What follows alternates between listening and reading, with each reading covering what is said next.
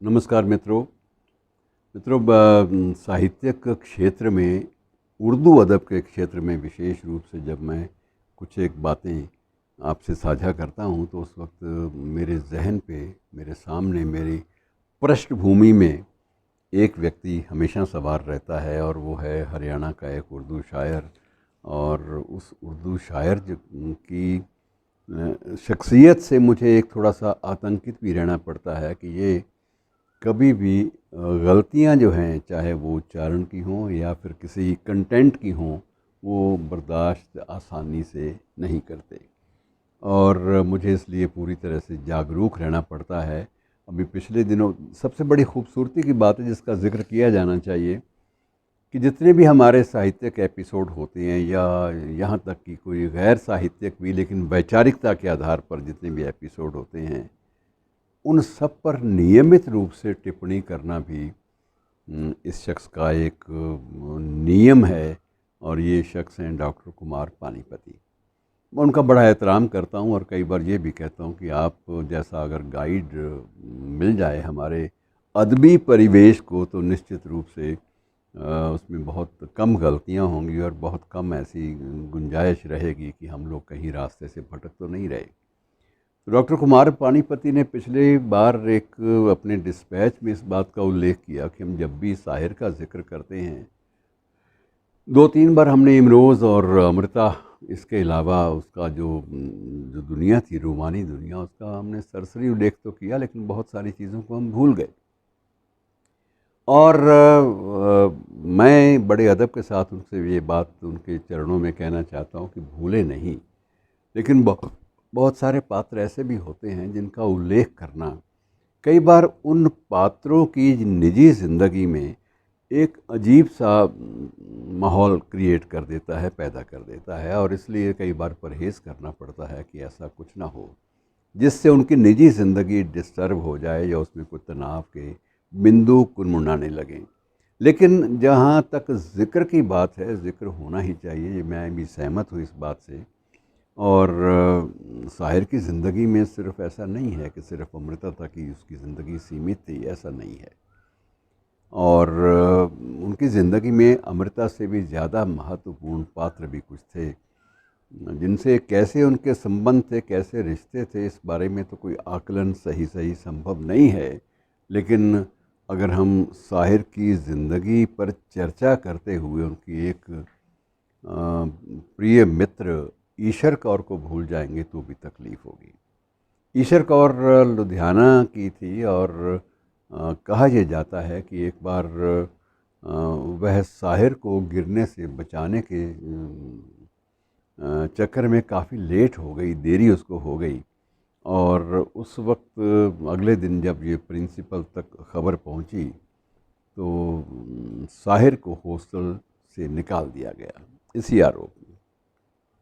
लेकिन इसमें कहीं भी ये सिद्ध नहीं हुआ, ना ही ये आरोप लगा कि ईशर कौर किसी भी लम्हे या किसी भी क्षण उनके साथ उनके कोई अनैतिक संबंध रहे हों, ऐसा कोई भी उल्लेख शाहिर की ज़िंदगी में ना उनके दोस्तों ने जिक्र किया और ना ही कोई ज़िंदगी में शाहिर ने स्वयं जिक्र किया।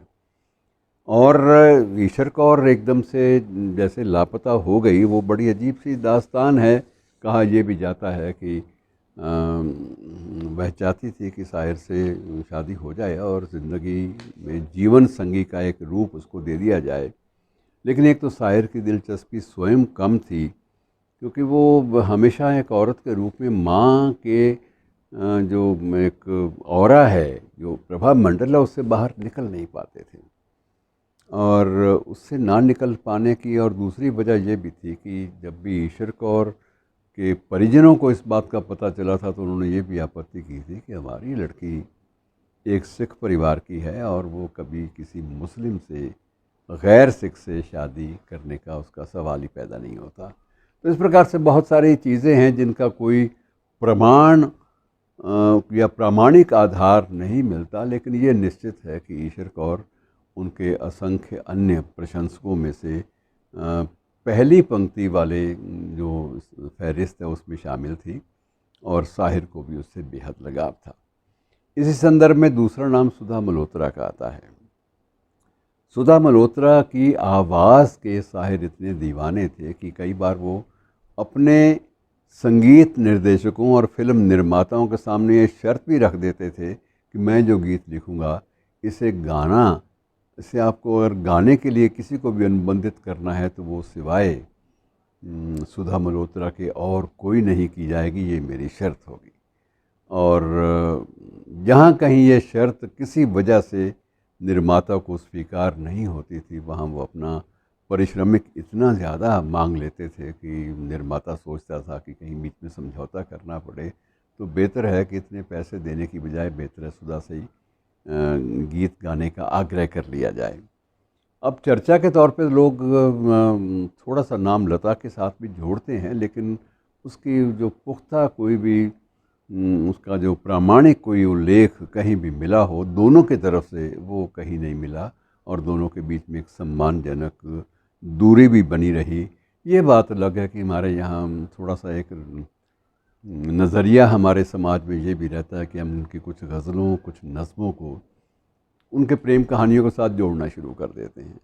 अब जहाँ तक वो ताल्लुक़ रोग बन जाए तो उसको